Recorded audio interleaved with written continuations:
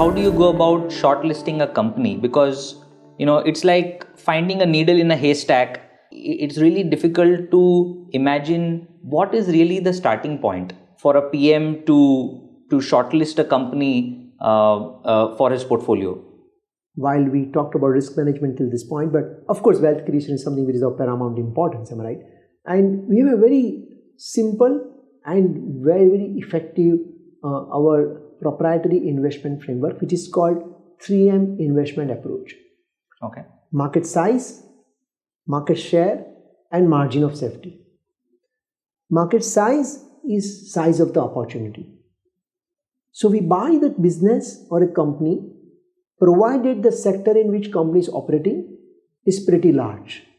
So that if the promoters are good, the business is good, then you can make exponential returns. But it is the second M which is most important, and that's market share. We buy the businesses which are only those companies that enjoy top 3 position in the industry. We buy only leaders. We do not buy challengers. Very important reason is, if you are buying a leader, you may go wrong economic cycle. Like for example, COVID hit you. You could not predict them, right? Economy cycle you may not predict, industry cycle you may go wrong, which is possible. But if you have bought the leader, then the companies with that leadership character has an ability to navigate upturn and downturn of this industry cycle and or economic cycle. Okay. It's much superior and stronger compared to its own peer group. So say for example, the classic example is say NBFCs, which went through IL&FS credit crisis.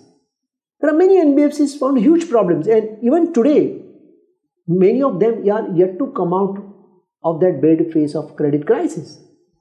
But if you have bought the businesses which are top 3 in the country with the best of the underwriting business risk management, then they not only survived that credit crisis, but actually they grew out of that. Similarly, second example is a real estate, which went through the painful times since last 6 years. Because demonetization, then GST, their era, then credit crisis, and then COVID wave 1, and then pandemic wave 2. They got almost a major problem.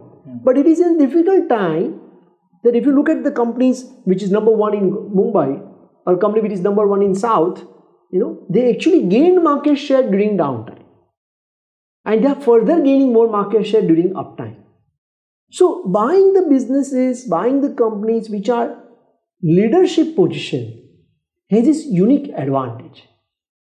In fact, we have identified 30-40 sectors in India or subsectors in India where there are only limited number of players.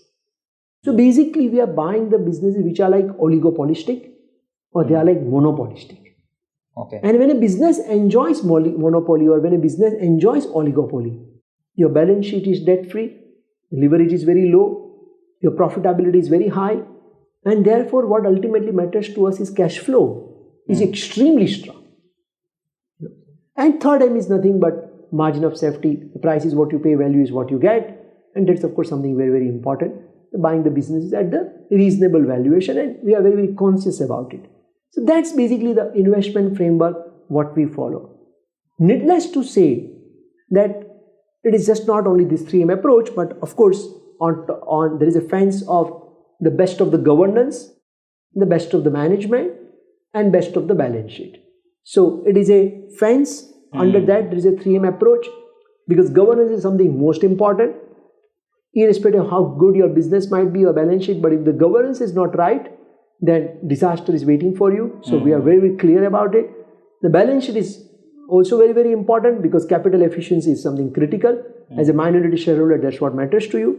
And last but not least is the management focus, the team, the culture, and because ultimately it is a vision. The management needs to have that, what I would say, strong voice that they may compromise at times in the short term to deliver long-term sustainable performance of the company. It's the 3M approach ingrained with a tick mark on corporate governance and a capable management who could execute their vision and the plan.